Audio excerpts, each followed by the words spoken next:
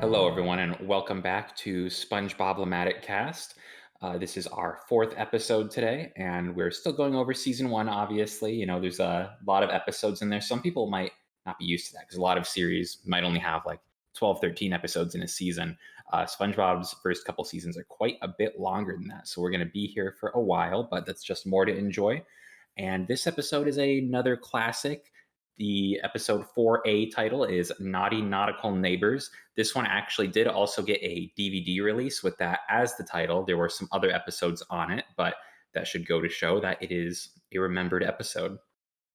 Yeah, this is a pretty classic one. A lot of very good lines. A lot of these episodes, rewatching them, I realize how much I forgot, but also like still remember at the same time. With it's a nice bit of nostalgia for me. Mhm.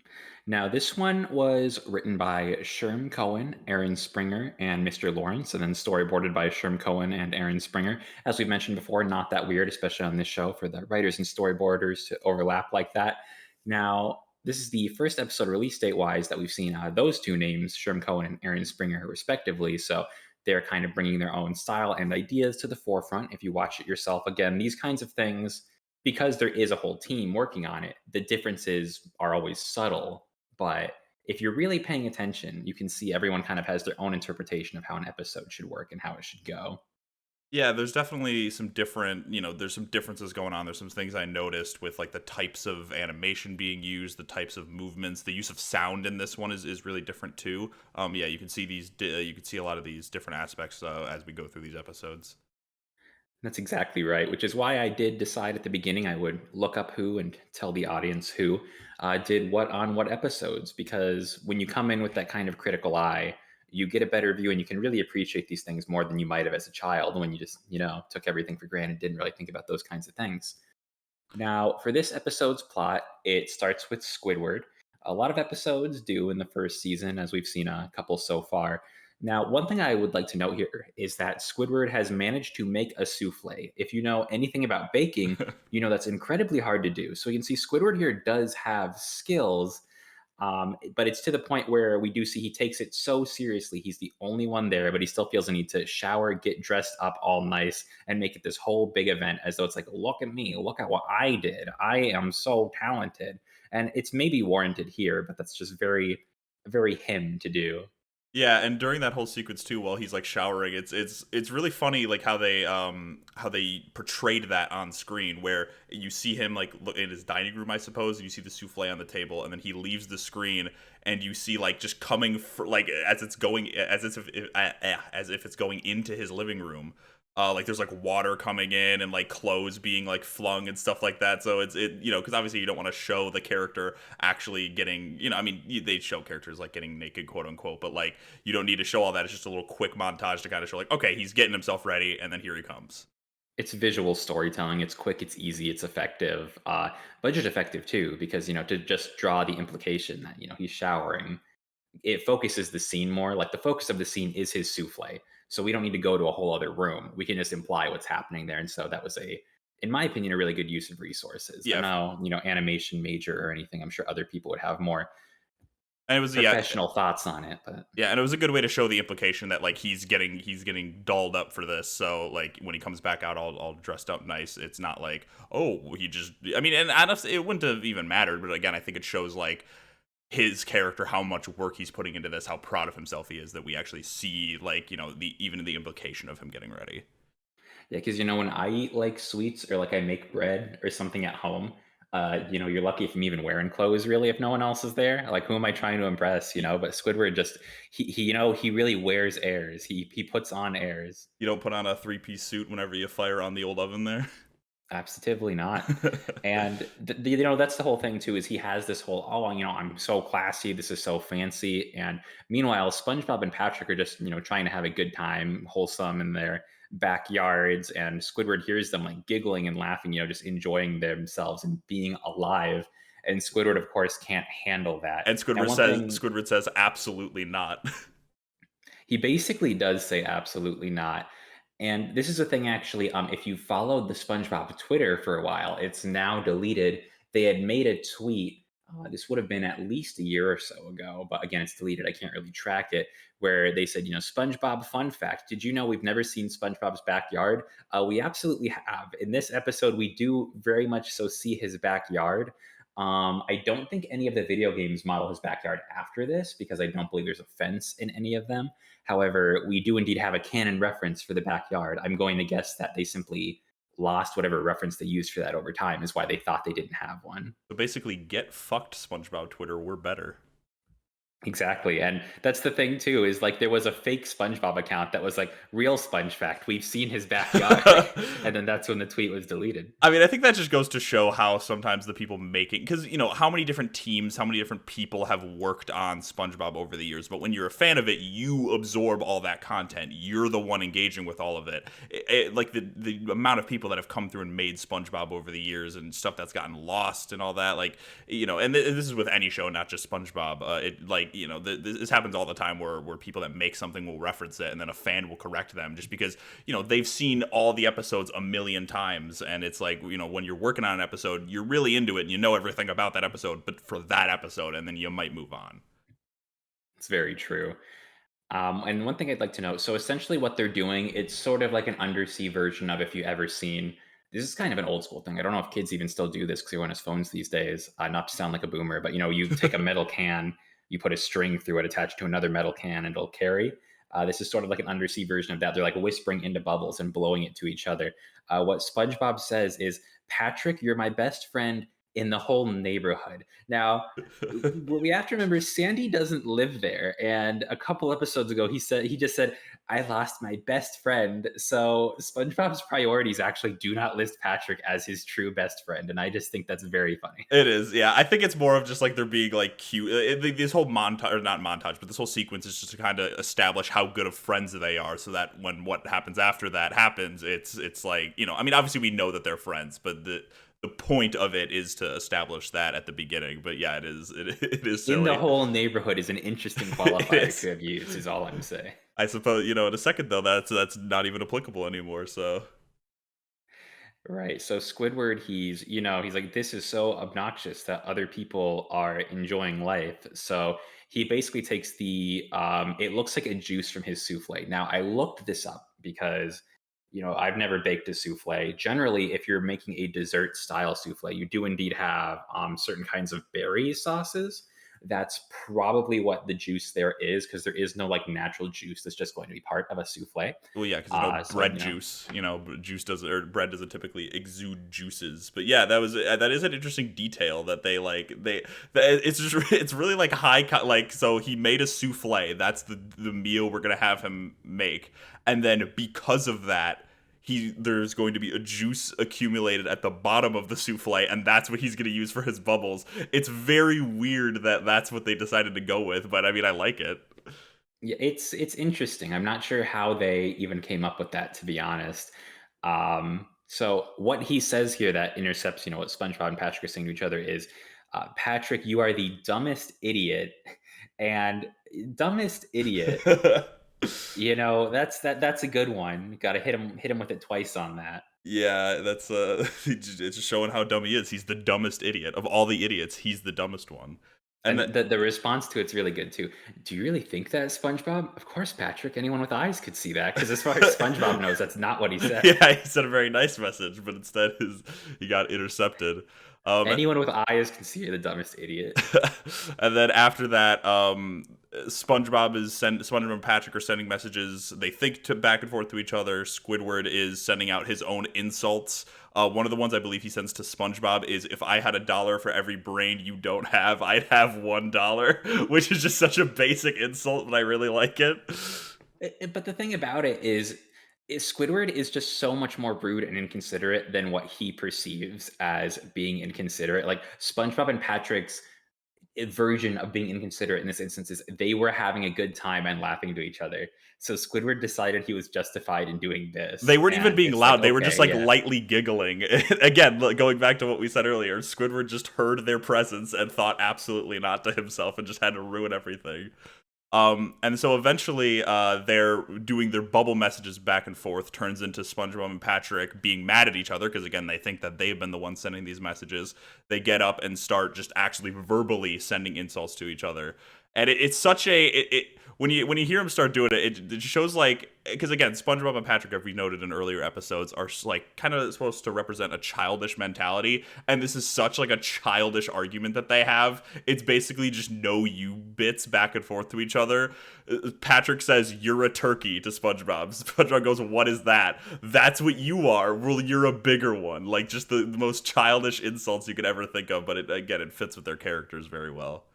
Now that's a line I actually thought, back when we were watching Tea at the Tree Dome, I thought I had to myself that I didn't share at the time was, it's strange because SpongeBob has that field guide where he's like, "Oh, I know what that is. That's a land squirrel," but they don't know what a turkey is. So I'm guessing just whatever resource he had didn't cover that, or they just thought it'd be funnier if he didn't know. Which I did learn actually years and years after watching this that turkey did used to be an insult that people would use for each other, but it was just so before our time that it just sounds like something he decided to say. Yeah, that might have been based on that. I think it was just they just picked something for Patrick to say there and just rolled with it like that. But I mean, and they might have been, because I have heard that before, like the turkey used to be an insult, but I didn't. Yeah, I don't know if that's specifically what they were referencing there. And then after that whole sequence, they storm off and go back into each other's houses.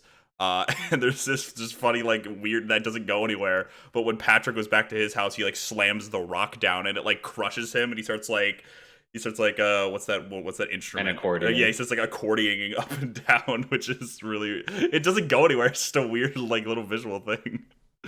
And of course, Squidward just thinks this is like the best thing he's ever seen on the planet. And metaphorically, he begins to choke on his own hubris, but he actually laughed so hard he flung the fork into his throat and is literally choking on his own fork. He is. And then Patrick sees this and goes, "Wow, Squidward, you're choking," in an excited way. And I know what to do, but I should probably wash my hands first. Oh well.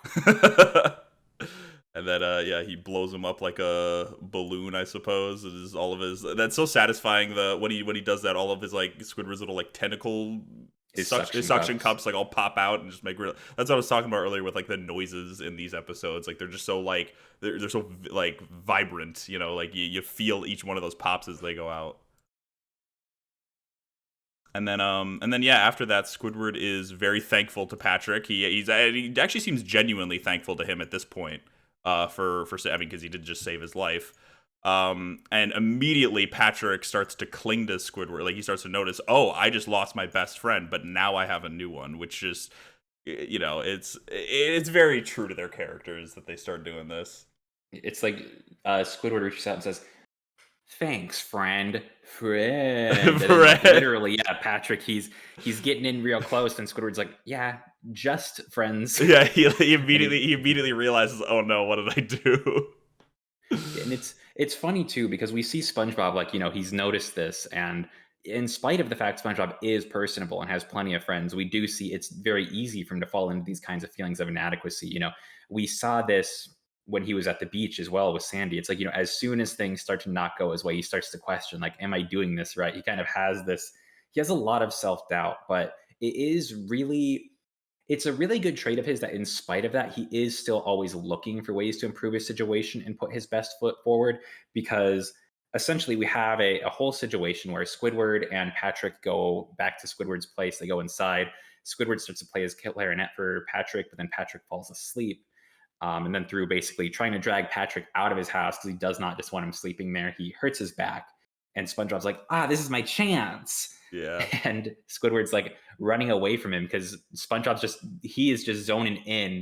He is he going to jump on Squidward's back. he rips off his pants at some point and like reveals like a gymnastic leotard, or not leotard, but like, I don't know, like some just like underwear under there that isn't like his normal white underwear, and bounces off of a springboard and lands on his back. Oh gosh. And then I feel great. Thanks, SpongeBob. You're a real friend. And then he realizes the error of his words. again. I believe he directly says, "No, no, I didn't mean that." No, I didn't mean that. Going backwards for a second though, because we did miss a very good sequence. You did kind of skim past it a little bit when Patrick and Squidward are in in Squidward's house. Just the great, I don't know why this line is so memorable to me, but the song that Squidward says he's going to start playing is it's something in E minor. Solitude and E minor. Solitude in E minor, and Patrick just immediately starts going, "Yeah, E Yeah, minor, all E right." minor. It's like, I don't know why that line is. It's so lodged in my memory because it's one of those that like I knew he was gonna say it before he did. Like it's one of the ones that I remembered, and it's so good. And then he starts playing, and immediately, as soon as he starts playing, Patrick falls asleep. And it's yeah, and then but yeah, then after that, SpongeBob invites himself into Squidward's house and says, "Well, Patrick was so rude. He made you play music for him. How about I play music for you?" And there's this really interesting line where Squidward's like, "You play?" Like actually thinking that it's like Squidward thinks so highly of them in this episode for like very short periods of time. Like there's like a couple instances where he legitimately like has some hope for their friendship or their like ability to get along, and then it's just immediately dashed. Well, yeah, and I mean that's the whole thing is Squidward avoids them, so he doesn't know anything about them, so he doesn't really know what to actually expect. He just decided, I don't like these two because of the way they act. Now, what SpongeBob says, he says he's played the bassinet for years. Now, I'm gonna ask, do you know what a bassinet is? I don't know what a bassinet is. I know it's not the instrument that he picks up, but I know. A bassinet is a baby cradle. Oh yeah, it is. It is not an instrument. That's like it's like the line of logic there, like almost is like he's thinking bassoon, and so but he Well, said bassinet, but a bassoon is a woodwind instrument and not the fucking cello that he picks up. even if we were to like take it in another direction, because I thought it's kind of like a combination of a clarinet and a basset. Oh But yeah. even still, that is not a stringed instrument. I mean, he picks up a cello. Like that's what he picks up. So it's not. It is definitely not a bassinet. Um, I mean, to be fair, we never see Squidward play that either, so we have to assume he just kind of has that for posterity's sake. yeah. And then he starts playing the song again. Another classic line. The song he starts to sing is "Squidward is my best friend in the world." And the very very classic. It's not there's the classic SpongeBob songs we've talked about. This isn't really one of them, but it's a good This is little just a bit. musical bit. Yeah, it's just a musical bit. And then Patrick interrupts, having awoken from his sidewalk nap, to say Squidward, and then he interrupts and says likes Patrick more than SpongeBob, and then SpongeBob gets so enraged that he bashes the cello out of the The ground, bassinet. or sorry, the bassinet out of the ground and breaking it. And I think this whole sequence there just really goes to show like how childish they really are, like how because all of this is over them just saying mean words to each other, and they're getting like so jealous over one another and like breaking stuff, and it really shows like that kind of like grown up adult or the grown up child dynamic that Squidward and SpongeBob and Patrick have. Like throughout, like it's like it's like Squidward's like the adult that the kids are looking up to, and they're like fighting for his attention. It just shows a lot of insecurity as well. Like it shows that these aren't the kind of characters that are just going to always be able to be happy and positive. They have like a whole just, bunch of emotions inside of them, and they respond to what happens to them in kind with what they're feeling.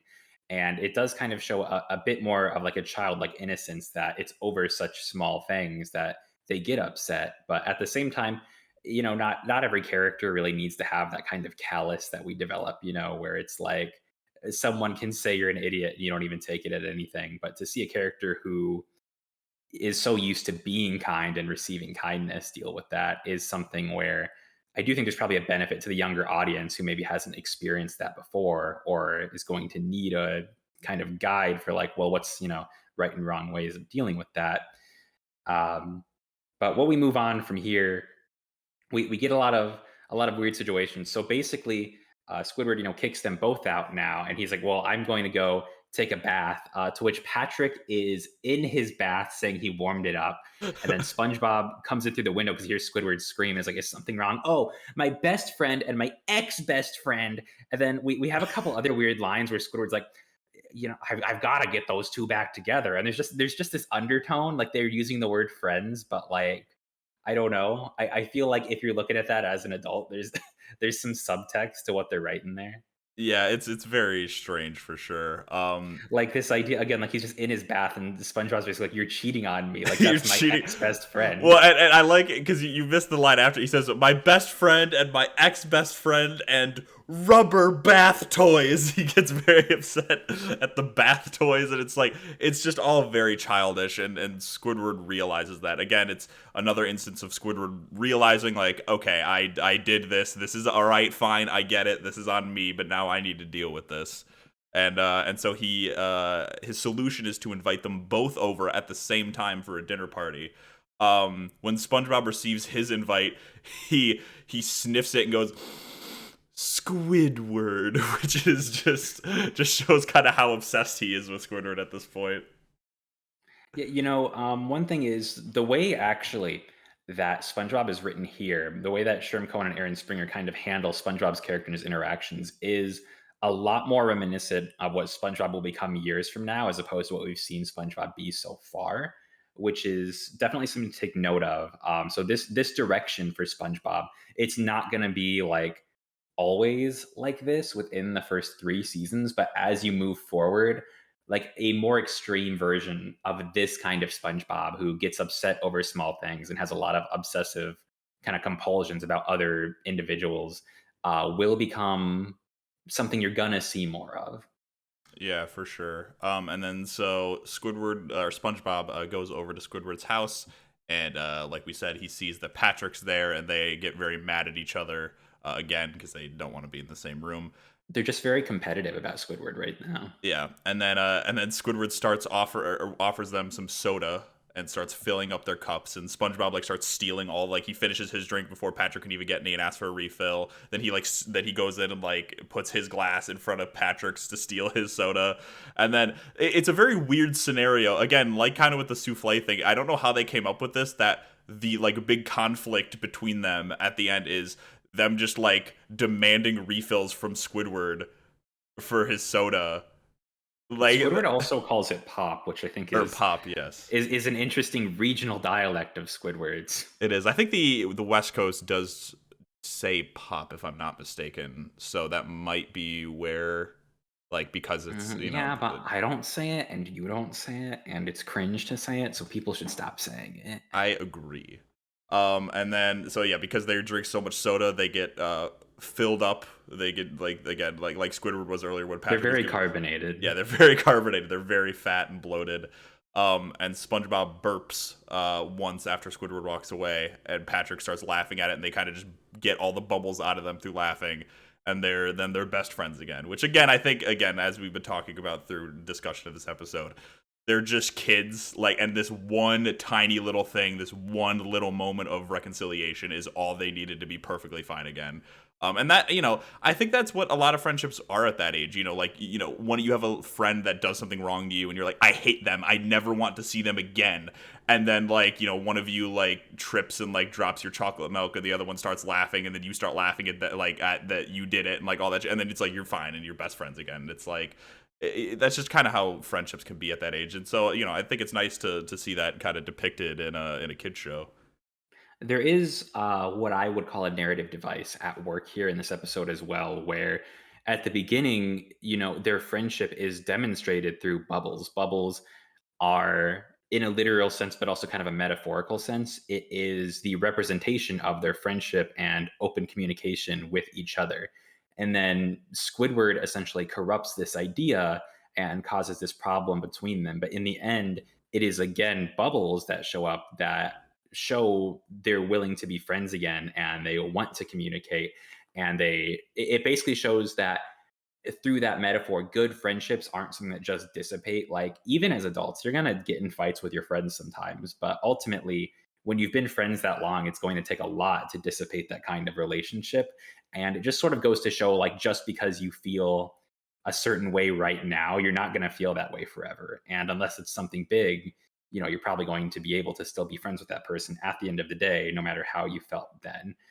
And Squidward, again, to kind of talk about this bubbles as a metaphor, um, they actually create so many and they laugh so hard they blow up Squidward's house. And at the very end, a bubble pops and hits his door and crushes Squidward, showing that it is those ideas of open communication and friendship that ultimately thwart Squidward's desire to cause problems for the two. Exactly. And I think there is kind of like an interesting moment at the end where Squidward is mad, but I think he realizes like I deserve this. Like this is the one episode, like all the other episodes, they're kind of like Squidward just doesn't really learn the lesson. He just kind of just the bad thing happens to him. This one I think is one where he's like, all right, like again, I mean, obviously his character doesn't change from this episode to the next one that drastically, but the implication is that he kind of learned a lesson here, and yeah, that's again, Squidward is the architect of his own demise in very many ways. And the last little exchange here, I just wanted to note too, after Squidward has gotten those two back together, the last things they say is it's SpongeBob and Patrick whispering to each other, I think he's jealous. How pathetic. Which, yeah, I mean, again, it's their child. It's the It's a pot contrast. calling a kettle. Yeah, exactly. Um, so yeah, that's a really again, it's a great episode. A lot of good quotes. Moving on to episode 4B is boating school, which is the first introduction of one Mrs. Puff. It's also the first introduction of the boating school as a setting and as a part of SpongeBob's character, which will be shown. It will be explored in the future. This one was written by Ennio Torreson, Eric Weiss, and Mr. Lawrence, and storyboarded by Ennio Torreson and Eric Weiss. Now, unlike the last episode, those are familiar names. They were at least Ennio Torreson, Eric Weiss, Mr. Lawrence. Like they did some work on like Plankton and Bubble Stand, where episodes would have seen those names before, and it's an episode that it kind of goes back to what we were seeing in the early like episode 1 and 2 plots, where we're exploring key aspects of SpongeBob as an individual, parts of like his daily life and his greater circle, like parts of his world, so to speak, as an individual. And I think that's a really interesting thing that, you really only get to do that once. And that's one thing that, some shows, there's times people are like, season one is slow because it hasn't picked up yet. Season two is better.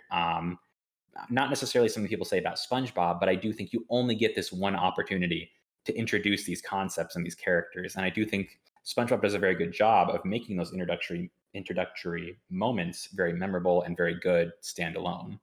Yes, I agree. Yeah, this one it's weird because it's an overall like pretty solid episode, but it's like kind of more consistently good rather than like a lot of like big quotes and lines that I'm picking out of there. There are some definitely, but this one's more like consistently has like little jokes, little moments here and there that keep it good. It's one of those writing and storyboarding differences that we see between the teams, and that the last episode had a lot of really good lines, a lot of funny moments, but this episode has like a good like through line in it, so to speak. Yeah, and so this one starts off with SpongeBob being woken up by his loud ass foghorn alarm. Is this the first time that we're seeing this? I mean, I believe we've seen it in previous episodes, but is this the We first saw time? it in the pilot, yeah. He That was what woke him up to go Okay, fly to the Krusty Krab. okay, so yeah, so but this is another time we're seeing it.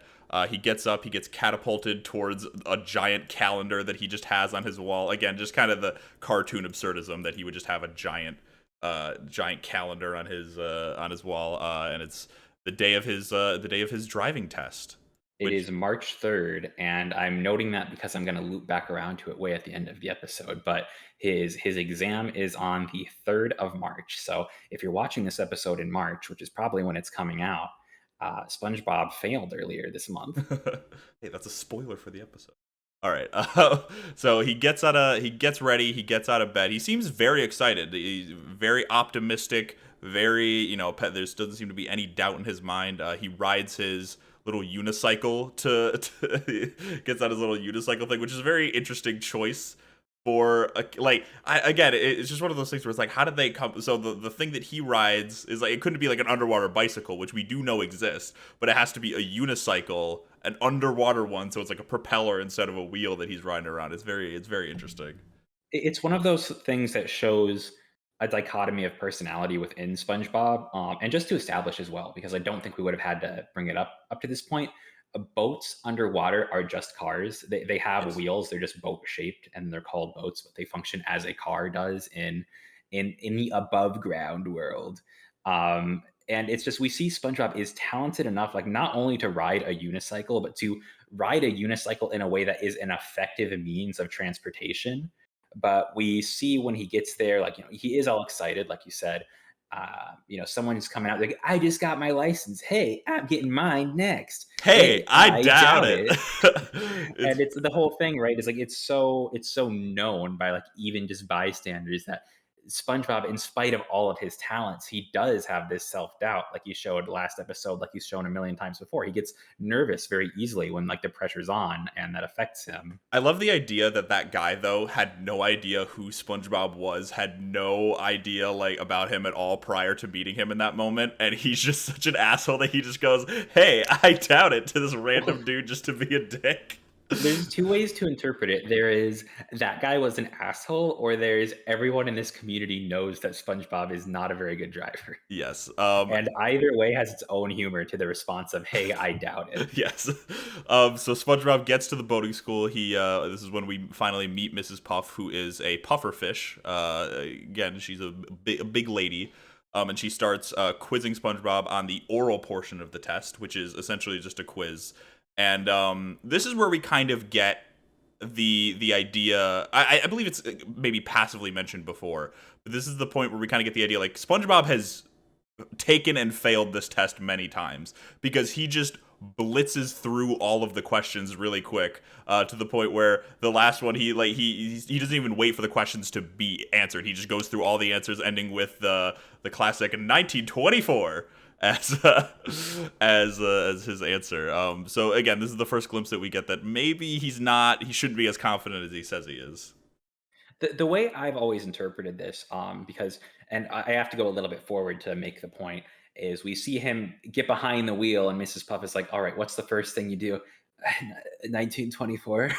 And she has to start the boat for him, and then she's like, "Okay, now what do we do?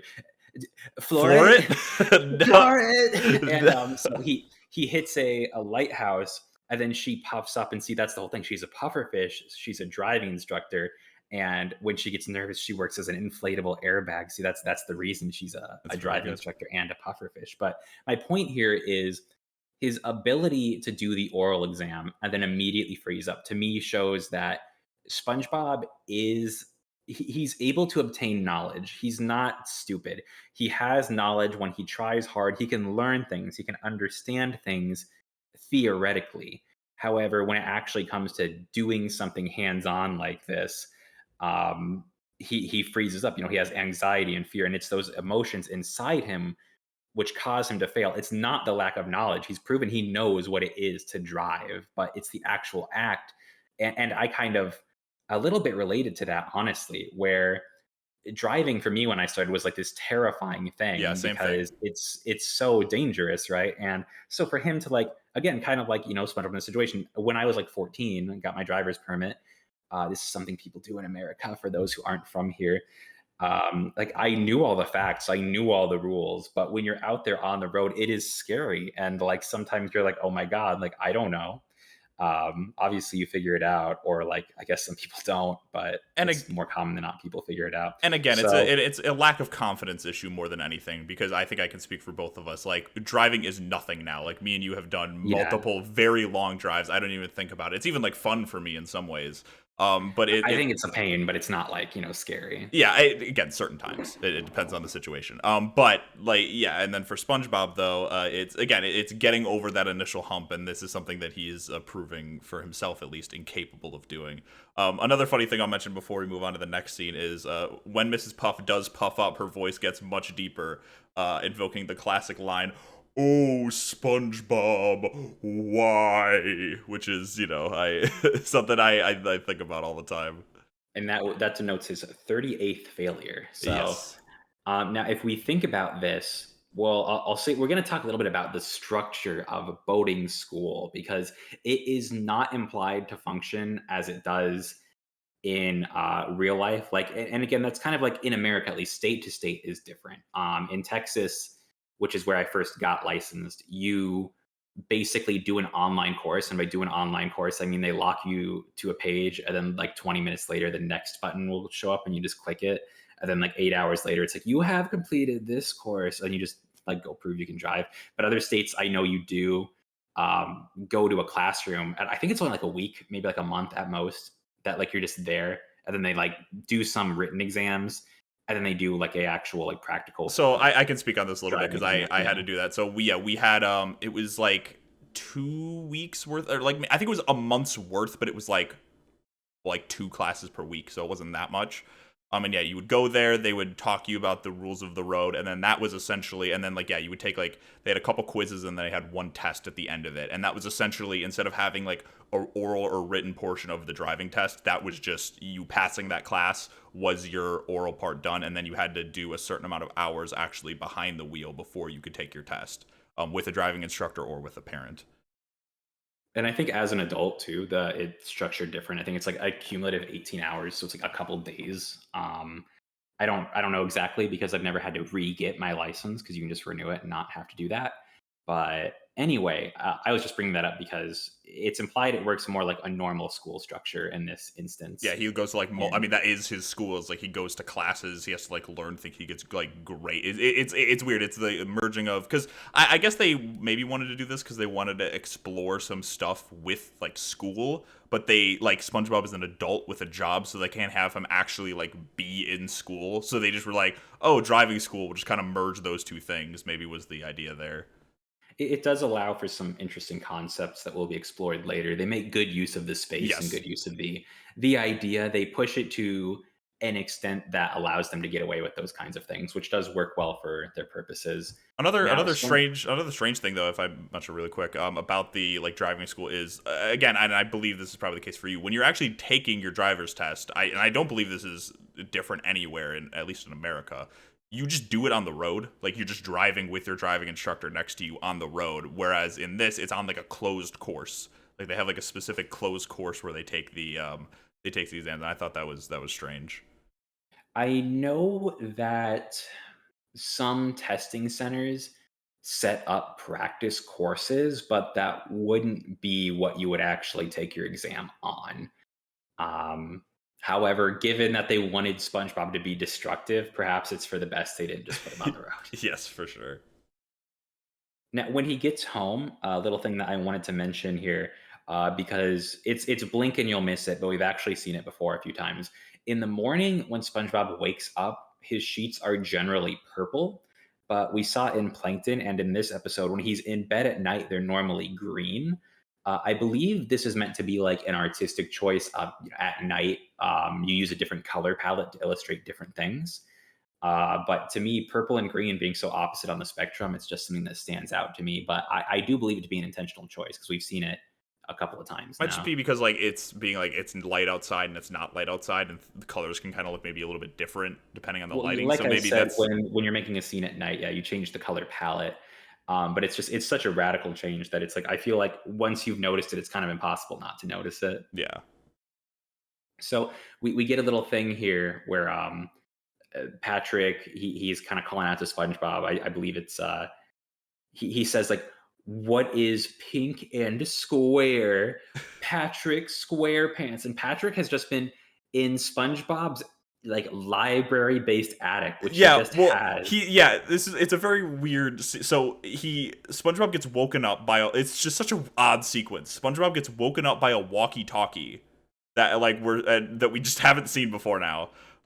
Where Patrick is like, SpongeBob, come to your closet, SpongeBob. And I assume like if you're watching this you'd assume like oh there's a closet in his room that we're seeing, but no, he goes to a separate room where he has this like this like the Treehouse of Horrors episode of The Simpsons, the Edgar Allan Poe Raven poem room. That he has like that room of a library in his home, and then that's what his closet is attached to apparently. So he goes up to it, and yeah, and then Patrick says like what's pink and square? Patrick SquarePants. And he's wearing a pair of SpongeBob's pants. It's such Now, an odd sequence. Patrick, because SpongeBob didn't know he was there, Patrick has probably been sitting in SpongeBob's closet since he left to take his exam. Yeah, because you probably would have seen him come home. Because it's implied that you have to get from like his room to get into that area. So yeah, He just sat there and he's like, "This is going to be so funny." I mean, I suppose it worked. And then yeah, SpongeBob starts telling Patrick about his woes of failing once again failing the boating exam. SpongeBob, Patrick is like, "Oh, I wish there's something I could do to help." Blah blah blah blah, and what he comes up with is he shoves the one of the walkie-talkies that he has into SpongeBob's head through his pores, and an antenna comes out the top and says, "I can just feed you instructions through the antenna," which is a solution, I suppose. I don't know how well that would equate to driving, but I guess it's all right. The specific exchange they have is SpongeBob says, "Once I get behind the wheel, I just can't think straight." And then Patrick says, "Line, thinking straight is what I do." And it's on the surface, it's a joke because Patrick doesn't know a whole lot. But when you think about it, it kind of is true. And that Patrick doesn't know a lot, but he knows what he knows. And he doesn't struggle in situations like even when he's saying the stupidest thing you can imagine, he's always saying it with like a certain level of like confidence and sense of self where it's like he is not nervous that he's going to be wrong, even though he probably is. Again, putting on airs is a quote that we keep referencing because it's just so stupid and so funny. Like, it's just don't you mean putting on airs? Yes, that is what, like, he's so stupidly confident, and SpongeBob is very unsure, so he just kind of defers to Patrick a lot of times. It's a dynamic that when they're together, they kind of it's weird. You would expect them to make up for each other's weaknesses, but sometimes they just make each other worse. Yeah, for sure. So SpongeBob, he goes through with the plan. He's like, "Hey, wouldn't I look silly with an antenna coming out of my head?" So he's wearing a hat to cover it. Then Patrick's like, he's on the other side of the walkie-talkie, and he's like, "Testing, testing, testing, testing." Ah, And like do he's you screaming. read? He's like, well, because Exactly. like normally you just do a little test where you're like testing, testing, 1, 2, 3, testing, like one, two, Hello, three, four. hello. Yeah, hello. Welcome to Five Nights at You Freddy's. cannot do a Five Nights at Freddy's joke in our SpongeBob I can do a podcast. Five Nights at You Freddy's piece joke of whenever I want. you piece of shit. But yeah, it's just a funny little gag where he just starts screaming. And then something I think we've seen it before too. SpongeBob's house also comes with like a giant like telescope lens, but it's like not like a telescope looking up to the sky. It's very much one that like he can look to like kind of see around all of Bikini Bottom. And so Patrick is in SpongeBob's house using this to just watch SpongeBob, and he goes through like a little checklist with him, and he's like, "All right, do you have the apple that you're bringing for Mrs. Puff?" And he pings out the apple, and then he's like, "Do you have your special underwear?" And he's like, "Oh yeah," because he like sees he's wearing his special underwear. Yeah, And, SpongeBob just stripped down in the middle of like yes, the fucking environment and, to show that. and then Patrick just goes, "All right, underwear, apple, and me. You're ready." That's just an interesting little checklist for him. Act natural, and SpongeBob takes act natural very literally and begins to act like cattle. My exact note that I have written here is in quotes, "Act natural, proceeds to simply eat grass." Is what he does. He's getting back to basics, you know. He's getting back to basics. Back in my day, we ate grass. So Mrs. Puff enters the car. They don't do the oral test this time, but it's fine. We don't need to go through that gag again. And he offers her the apple. She just eats it in one bite. And then goes, "All right, so what do we do first?" He again showing that he hasn't really learned anything. Says 1924 once again. But then Patrick chimes in and says, "No, start the boat." And then Mrs. Puff at this point is amazed because he started the boat, which is something that he has apparently not done at this point on his own. And then SpongeBob proceeds. He's going to floor it again, and then Patrick says, "Stop right there, big toe." And that was, that was kind of how I thought of acceleration. Like again, when I first started driving, like that's one of those lines you just remember. Yeah. And so it's like, even though you're not literally just using your big toe, 'cause you're wearing shoes, Well, it's one of those things where like you just can't get it out of your head, and it's like, okay, big well, toe. and they make it even more visual by not just having him like press the tip of his foot down, but his big toe actually just rips out of his shoe and like really like weirdly just like pushes down on the acceleration. And then again, yeah, from this point, for a little bit, SpongeBob starts driving. Like Mrs. Puff is scared. She's thinks he's gonna kill her again. But then after a while, she starts to be very impressed with him. He starts to, drive very well. There's like this little montage of you see Patrick kind of laughing, looking through SpongeBob's things in his house while he's like walking him through the instructions. SpongeBob is again, and this shows that he's not bad at driving because what we see him do driving around is not something that you could do if you were a bad driver. He's just like he has the skills to do it. He's just nervous. And that's the whole thing too, is the confrontation we get here at the end of it is, so he does really well. He's about to cross the finish line, which like I guess is like something they just have on this course Yeah. is a specific finish line. And she says, "What's your secret? A little radio in your head?" And they just start laughing because like SpongeBob, he's not even really thinking about it. And then she says, "Some guy miles away is giving you all the answers. Of course, that would be cheating." And then like SpongeBob starts freaking out. He's like, "I think I am cheating. I am a bad student." And it's one of those whole things where it's like, in a sense, I guess you could say that, but this is not a test of knowledge at this point. He's proven he has the knowledge. This is a test of like physical aptitude. So it's one of those things where it's like he's freaking out over something that's not a problem, but because he's now emotionally compromised, he's back to having no skill, which Yeah. shows that the only real problem is he doesn't have confidence and he's anxious, and that's the thing that causes him to fail over and over. And again here, right at the end, he grasps defeat from the jaws of victory and manages to screw it all up, and then is like, "Mrs. Puff, I think I cheated." Well, and it's so funny because even during the sequence, Patrick also runs out of SpongeBob's house crying. So it's like neither one of them actually like had the thought like this is against the rules in any way. And it's like how did that not cross either of their minds? Like what did they think this was? Like Patrick, you were not supposed to be helping him. Yes, obviously. It's just it's very weird. But yeah, then SpongeBob hits the lighthouse again and it falls over. And funnily enough, this is the first appearance of the My Leg guy. So for those of you that don't know, there's a recurring gag throughout all of SpongeBob. Whenever there's like a big explosion or some big like catastrophe happens, occasionally in the background you hear some guy yell, "My leg!" And this is the first time we hear that is after the second time the lighthouse falls in this episode. And that is something where anytime there's some kind of catastrophe, you hear it a lot. At this point in the show, it's not really coming from anywhere specific. It's not a specific character. Later seasons like to do a lot of kind of callbacks to try and like almost kind of look back at glory days, so to speak, where the character who says "my leg" actually has a whole like Yeah, spotlight here's a whole episode. Like he's a episode. specific character.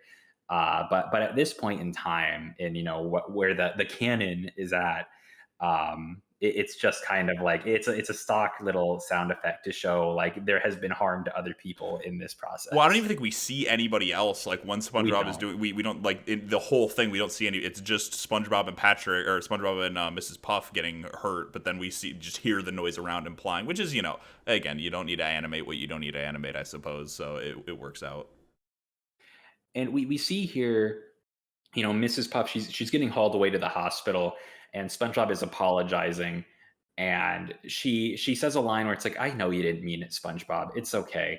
And it's just this level of forgiveness and understanding, at least outwardly, that it's kind of, it's not really a core personality trait that she's going to show in the future, but it does kind of show that even though like she is very like emotional right now and is upset with him, she holds it together for his sake and is like, "Oh, it's okay." I mean, But then he's like, "I'll, yeah. I'll try harder next semester. You'll see." And then she just screams. Yeah, well, because and that's what I read the it's okay as is it's more like apathy and acceptance rather than actual like forgiveness. You know what I mean? She's more like, oh, it's like there's nothing I can do about this, so I just have to. I'm just gonna say it's all right, SpongeBob, and then but then hearing like I'm gonna have to go through this again, she can't keep it together anymore.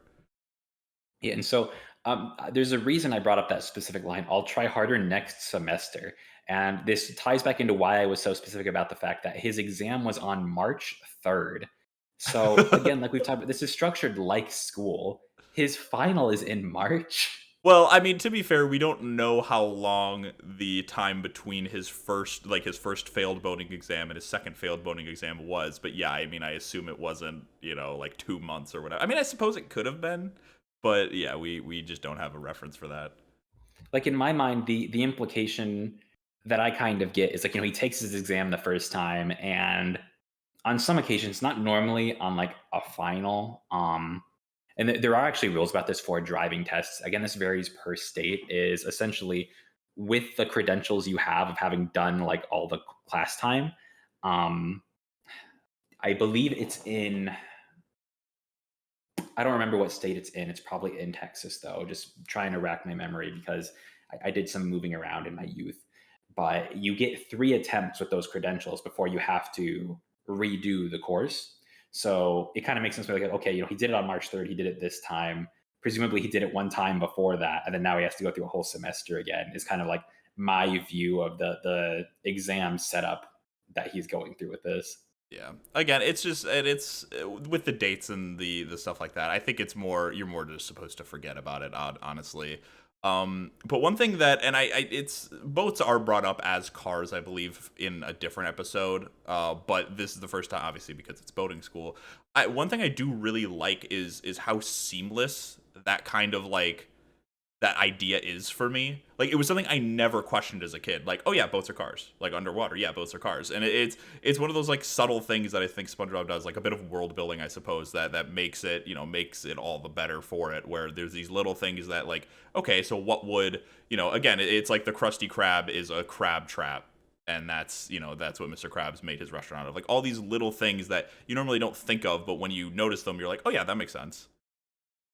It's just a piece of like visualization where it's like what's like a vehicle they could use underwater. And again, even though like in reality, of course, boats float above water, if they sink they aren't really functioning properly. In this instance, it just kind of is one of those things where like you can suspend your disbelief really easily. It just makes sense where it's like if there had to be a car equivalent underwater, this is what it would be. Yeah, the connection of boat and water is there enough where you don't need to think about the idea of like it's a sunken ship, obviously, but it works out. And we do see there's occasions like when he's doing his little like boating tricks on the course to show he knows what he's doing. Like it kind of like floats in the air sometimes. Yeah, Generally speaking, it's not a hard and fast rule. Boats are cars; they don't like float, they don't fly. They might get a little more air than a real car, just for the sake of humor and scene setup.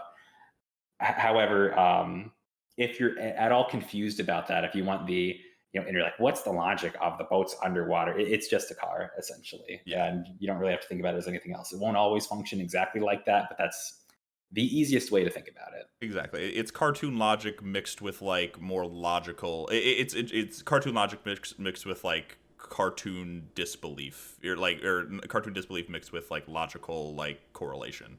It's like an extension of reality to create a unrealistic situation. For sure, for sure. Well, yeah, those are two pretty good episodes. They're ones that I think about quotes from them all the time, but when you actually get down to what the episodes are and how they flow, something I've forgotten about, but they hold up pretty well. Yeah, it's a lot of people when they're thinking about early SpongeBob. They might think about some episodes we haven't gotten to yet, or they might think about like Bubble Stand. I feel like in that kind of sense, boating school and like nautical neighbors, like they are something you'll remember it when someone brings it up. But kind of like you said earlier, Shane, it's like you didn't remember that you remembered it, and they kind of hold that place where it's almost like it's a fond memory when you have it, but it's not this is the first thing, and it's not this is the most recent thing, and it's also not like this moment was elevated above all the other moments in the season per se, just because it's not to say they're bad. It's just it's a really solid season, and so in that way, in spite of the fact they're good, they do kind of get a little bit left behind.